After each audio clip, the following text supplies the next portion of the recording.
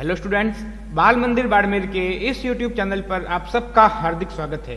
प्रिय विद्यार्थियों, आज की इस वीडियो लेक्चर में हम बात करेंगे बहुत ही इंपॉर्टेंट टॉपिक नॉर्मलाइजेशन के बारे में। स्टूडेंट्स, ये टॉपिक आपका normalisation exam point of view से भी बहुत ही ज़्यादा इंपॉर्टेंट है, तो इस टॉपिक को आप बड़े ही ध्यान से पढ़ना।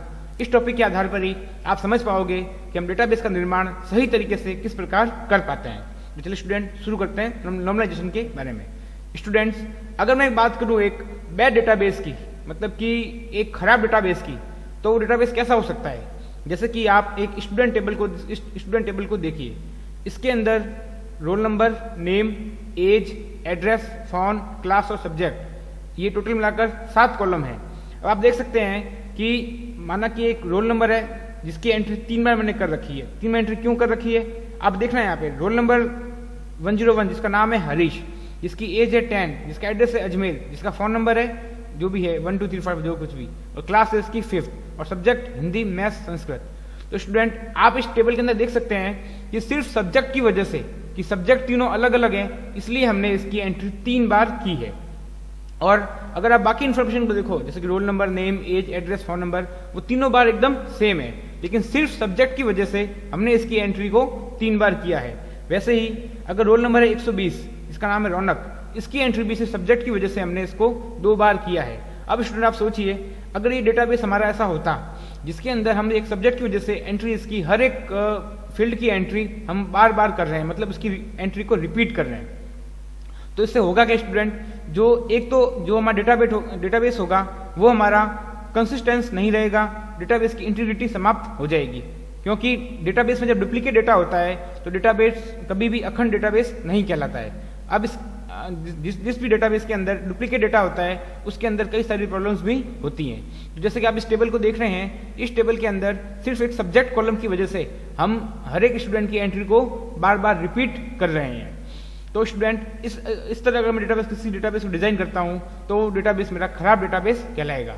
इसके अलावा स्टूडेंट, मान लो अगर माना कि किसी स्टूडेंट के फोन नंबर 2 फोन नंबर है, दो या 3 फोन नंबर है, मैं उसके फोन नंबर को एक ही कॉलम में डालता हूं। जैसे कि सब्जेक्ट है, सब्जेक्ट की मैं एंट्री 3 बार नहीं करता हूं, मैं एक ही कॉलम में कॉमा लगा के subject Hindi, comma maths, comma Sanskrit, इस प्रकार से कॉमा लगा के कॉमा सेपरेट वैल्यू इंसर्ट करता हूं, तब भी वो डेटाबेस हमको कॉमा सेपरेट वैल्यू की परमिशन नहीं देता है। तो इस तरीके का जो डेटाबेस होगा उसको भी हम बैड डेटाबेस कहेंगे।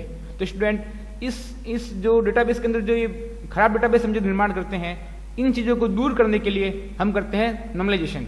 स्टूडेंट, मान लो अगर एक बहुत बड़ी संस्था है, अब जब बहुत बड़ी संस्था है तो उसका डेटा भी बहुत सारा होगा, तो उस बहुत सारे डेटा को हमको इस प्रकार से हैंडल करना है कि उसमें कहीं पर भी किसी भी प्रकार की रिडंडेंसी या डेटा डुप्लीकेसी नहीं हो।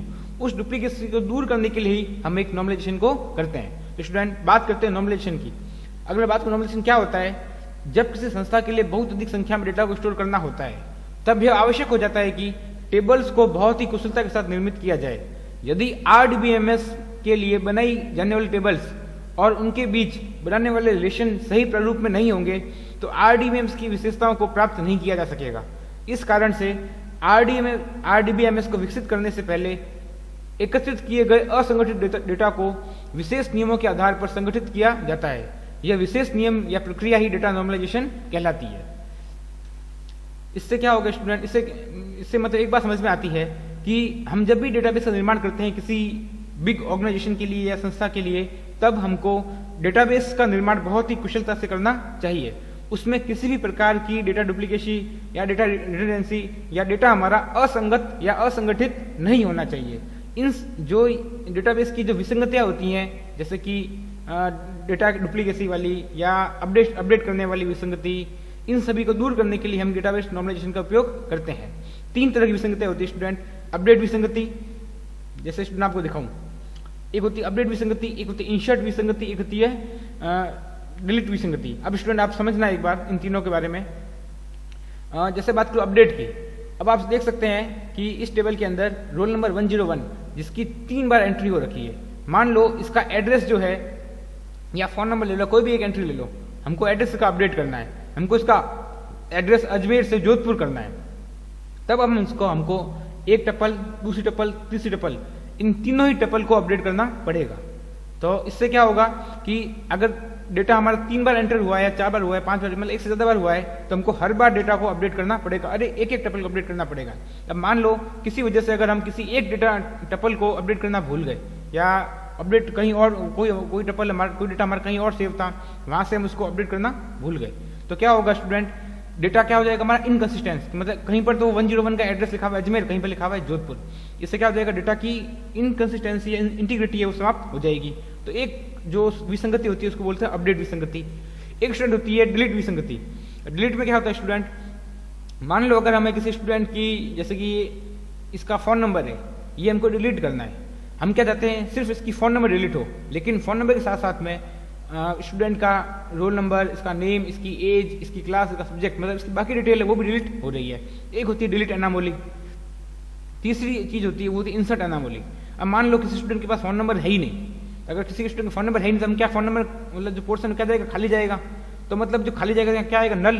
तो नल स्थिति होती है, जो नल कंडीशन होती है, उसको भी हम हैंडल नहीं कर पाएंगे, क्योंकि अगर हमने फ़ोन नंबर वाला फील्ड बनाया है तो यहाँ पर हमको उसको वैल्यू देनी ही देनी होगी, हम इसको खाली नहीं छोड़ पाएंगे। इसलिए नल कंडीशन होती है, उसको भी हमारा डेटाबेस इस तरीके का बैड डेटाबेस हैंडल नहीं कर पाएगा। तो ये अपडेट, डिलीट और इंसर्ट, 3 तरह की विसंगति को दूर करने के लिए हम क्या करते हैं, नॉर्मलाइजेशन। ये प्रक्रिया क्या कर लेते हैं, नॉर्मलाइजेशन। अब स्टूडेंट अगर बताऊँ सिंपल में, तो नॉर्मलाइजेशन डेटाबेस में डेटा को व्यवस्थित करने की एक प्रक्रिया है। नॉर्मलाइजेशन का उपयोग डेटा रिडंडेंसी को कम करने के लिए किया जाता है। इसके द्वारा इंसर्शन, अपडेट और डिलीशन जैसी विसंगतियों को भी समाप्त किया जाता है। नॉर्मलाइजेशन बड़ी टेबल को छोटी टेबल में विभाजित करता है और रिलेशनशिप का उपयोग करके उन्हें जोड़ता है। क्या करेगा, जैसे कल में जब मैंने आपको ईयर डायग्राम बताया था, उसको जब मैंने रिलेशनल स्कीमा में कन्वर्ट किया था, तब आपको बताया था मैंने किस प्रकार से हमने उन टेबल्स का निर्माण किया था। तो टेबल्स का निर्माण करने के बाद हम कहीं किसी भी टेबल के अंदर डेटा डुप्लीकेट तो नहीं हो रहा है, उसके लिए हम करते हैं नॉर्मलाइजेशन। तो इसमें क्या करते हैं हम, कोई अगर टेबल बड़ी टेबल बन रही है तो उसमें से इन तीनों विसंगतियों को हटाने के लिए हम उस टेबल को छोटी टेबल में विभाजित कर देते हैं, और बाद में उन टेबल्स को कीज के द्वारा, डेटाबेस कंस्ट्रेंट के द्वारा लिंक कर दिया जाता है। नॉर्मलाइज्ड टेबल का उपयोग डेटाबेस टेबल से रिडंडेंसी को कम करने के लिए किया जाता है, मतलब रिडंडेंसी को कम करने के लिए इसका नॉर्मलाइजेशन करते हैं। अब जब हम नॉर्मलाइज किसी बड़ी टेबल को नॉर्मलाइज करके छोटी टेबल में विभाजित करते हैं, ऐसी टेबल हमारी कहलाती है नॉर्मलाइज टेबल। अब स्टूडेंट, जब इसमें मैंने आपको बताई 3 विसंगतियां बताई, इंसर्शन, अपडेट और डिलीशन, इसके बारे में आपको बताता हूँ। सबसे पहले हम बात करते हैं अपडेट विसंगति की। अपडेट विसंगति, यदि डेटाबेस में डेटा आइटम बिखरे हुए हैं और एक दूसरे से ठीक से जुड़े हुए नहीं है तो इससे समस्या उत्पन्न होती है। उदाहरण के लिए, जब हम एक डेटा आइटम को अपडेट करने की कोशिश करते हैं तो इसकी प्रतिलिपि कई जगहों पर बिखरी होती है, इसलिए कुछ आइटम ठीक से अपडेट हो जाते हैं जबकि कुछ आइटम अपडेट नहीं हो पाते हैं। इस तरह डेटाबेस भी असंगत होगा। अब स्टूडेंट, मान लो आप डेटाबेस में 3 या 4 टेबल बनाई है, उस टेबल में से किसी, जैसे किसी स्टूडेंट की इन्फॉर्मेशन या कोई भी इन्फॉर्मेशन अलग अलग जगह स्टोर है। अगर आप, जैसा कि मैंने बताया आपको कि अगर आपको कोई इन्फॉर्मेशन अपडेट करनी है, माना कि एड्रेस ही अपडेट करना है, तो आपने एक जगह से अपडेट कर दिया, दूसरी जगह से अपडेट नहीं कर पाए, तो क्या होगा, डेटाबेस कैसा हो जाएगा, इनकंसिस्टेंस। मतलब एक जगह से डेटा अपडेट है, जैसे कि एड्रेस की बात करूं तो 101 वाले का एड्रेस एक जगह अजमेर है, एक जगह जोधपुर है, एक जगह जयपुर है।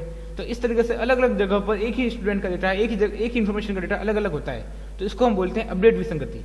अब इसको दूर करने के लिए हम क्या करते हैं, नॉर्मलाइजेशन। स्टूडेंट, नॉर्मलाइजेशन वैसे तो होती है 5 फॉर्म होती है, जिसको हम बोलते हैं first normal form, second normal form, third normal form, fourth normal form और फिफ्थ नॉर्मल फॉर्म। इसके द्वारा हम इन 5 नॉर्मल फॉर्म के द्वारा हम डेटाबेस को पूरी तरह से संगठित कर देते हैं। इसके बारे में मैं आपको बाद में बताऊंगा। आज की वीडियो में हम पढ़ेंगे कि इसकी नॉर्मलाइजेशन क्या होती है, मतलब नॉर्मलाइजेशन की विसंगतियां कौन कौन सी होती है। तो पहली विसंगति मैंने आपको बताई, अपडेट विसंगति। इसके बाद सेकंड विसंगति हमारी कौन सी है, डिलीट विसंगति। अब स्टूडेंट देखो, मान लो अगर हम एक रिकॉर्ड को डिलीट करते हैं, लेकिन डेटा आइटम बिखरे हुए होने के कारण इसके कुछ हिस्से जो कहीं और भी सेव है वह रह जाते हैं। और इसके अलावा अगर हम किसी इन्फॉर्मेशन को डिलीट करना नहीं चाहते हैं, वो भी डिलीट हो सकती है। कैसे स्टूडेंट, अगर जैसे कि मुझे स्टूडेंट के सिर्फ फोन नंबर डिलीट करना है, बाकी मुझे डिटेल डिलीट नहीं करनी है, तो इससे क्या होगा, तो अब जब एक टपल के अंदर डेटा स्टोर है तो मुझे फोन नंबर के साथ साथ मेरी पूरी की पूरी टपल डिलीट हो जाएगी।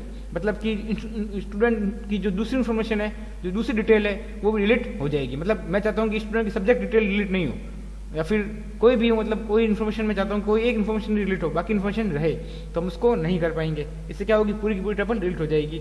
और दूसरी, अगर माना कि मैं 101 की टेबल मैं चाहता हूँ कि हरीश की इन्फॉर्मेशन डिलीट ही कर दूँ, लेकिन हरीश की इन्फॉर्मेशन कई और जगह भी स्टोर हो सकती है, तो क्या होगा, एक जगह से डिलीट हो जाएगी, दूसरी जगह डिलीट नहीं हो पाएगी। मतलब किसी भी तरह से इसमें डिलीट की प्रॉब्लम भी आती है अगर डेटाबेस हमारा अच्छे से डिजाइन किया हुआ नहीं है, तो डेटाबेस में अपडेट के साथ साथ डिलीट होने की प्रॉब्लम भी आएगी। और तीसरी चीज एक और है इंसर्शन डिलीशन, इंसर्शन विसंगति, मतलब कि इंसर्शन अनामोली। इसको आप ध्यान से समझना स्टूडेंट। अब इंसर्शन अनामोली क्या होती है? अब आप मान लो कि जैसे कि आपने एक टेबल बनाई है, ये वाली स्टूडेंट नाम की टेबल बनाई है।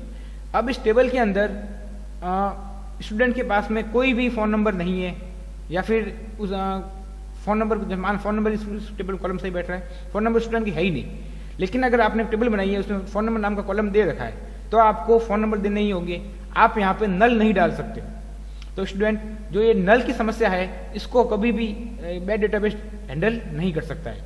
जैसे कि मान लो एक नया एडमिशन है, इसका एक एग्जांपल लिया मैंने कॉलेज का एग्जांपल। मान लो कि एक नया एडमिशन है और उस स्टूडेंट की इन्फॉर्मेशन को इंसर्ट करनी है, लेकिन जब तक कोई छात्र ब्रांच के लिए चयन नहीं करता है, मतलब ये हो गया, स्टूडेंट मान लो कि इंजीनियरिंग कॉलेज है, उसमें स्टूडेंट को ब्रांच चाहिए, लेकिन स्टूडेंट ने कोई ब्रांच अब तक सेलेक्ट नहीं की है, तो क्या होगा, स्टूडेंट उस छात्र का डेटा, स्टूडेंट का डेटा तब तक डाला नहीं जा सकता जब तक कि हमें ब्रांच की इन्फॉर्मेशन नहीं मिल जाती। लेकिन अगर उसके पास ब्रांच नहीं है, तब हमें नल के रूप में जानकारी को सेट करना होता है। लेकिन बैड डेटाबेस कभी भी नल कंडीशन को हैंडल नहीं कर सकता है। जैसे कि यहाँ पर मैंने आपको बताया, अगर फोन नंबर स्टूडेंट के पास में नहीं है तो हमको यहाँ का डालना पड़ेगा नल, लेकिन बैड डेटाबेस कभी भी नल कंडीशन को हैंडल नहीं कर पाएगा। इसके अलावा अगर हम एक ही ब्रांच के 100 छात्रों को डेटा डालना चाहते हैं, तो उन सभी 100 छात्रों के लिए शाखा की जानकारी रिपीट होगी। जैसे कि यह फोन नंबर है, या कोई मान लो क्लास है, जैसे कि क्लास ले रहे हैं, तो क्लास माना एक क्लास में 50 स्टूडेंट है, तो 50 को स्टूडेंट की जानकारी क्या होगी, रिपीट होगी, मतलब क्लास 5 बार आएगी उसका, और सब्जेक्ट वगैरह जो कुछ भी होंगे ये सब क्या होंगे, रिपीट होंगे। तो ये सब चीज़ क्या होती है, इंसर्शन अनामोली। तो स्टूडेंट नॉर्मलाइजेशन के अंदर हम इसका मेन उद्देश्य जो नॉर्मलाइजेशन का होता है, वो 3 तरह की एनामोलीज के द्वारा डेटा रिडंडेंसी को या डेटा डुप्लीकेशन को दूर करने के लिए होता है। 3 विसंगतियां कौन सी हो गई, अपडेट विसंगति, डिलीट विसंगति और इंसर्ट विसंगति। इन तीनों विसंगति को दूर करने के लिए हम किसका इस्तेमाल करते हैं, नॉर्मलाइजेशन का। स्टूडेंट जब हम किसी भी डेटाबेस को नॉर्मलाइजेशन की प्रक्रिया से गुजारते हैं, तब इसकी टोटल 5 नॉर्मल फॉर्म्स होती हैं। उन 5 नॉर्मल फॉर्म्स के अंदर से first normal form, second normal form और थर्ड नॉर्मल फॉर्म आपके कोर्स में है, जिनके बारे में हम कल से पढ़ना स्टार्ट करेंगे। आज की वीडियो में इतना ही स्टूडेंट, धन्यवाद।